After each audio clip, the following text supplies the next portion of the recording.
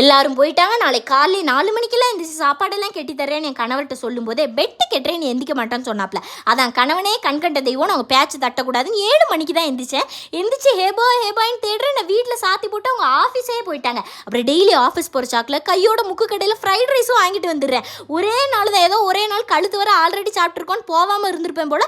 உடனே அந்த ஹிந்திக்காரனே, மேடம் நேற்று நஹி ஹே எங்கே போனீங்க அப்படின்னு கேட்குறாங்க.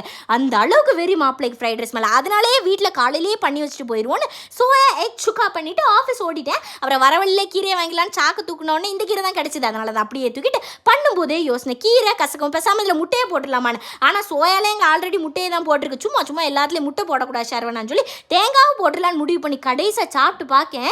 கசப்பே இல்லாத கீரை என்னன்னு ஒரு கேள்வி பாட புத்தகத்தில் சேர்க்கலான்னா அது இந்த கீரையாக தான் இருக்கும். ஆனால் பேர் என்னன்னு தெரியல. அப்புறம் இடக்குள்ளே சுக்கா கிக்கான்னு என்னமோ அளந்து விட்டுட்டு இருந்தேனே, அது வேற ஒன்றும் இல்லை, சும்மா வெங்காயம் தக்காளி வதக்கி பண்ணதான். ஆனால் டேஸ்ட் அடி பொலியாக இருந்துச்சு.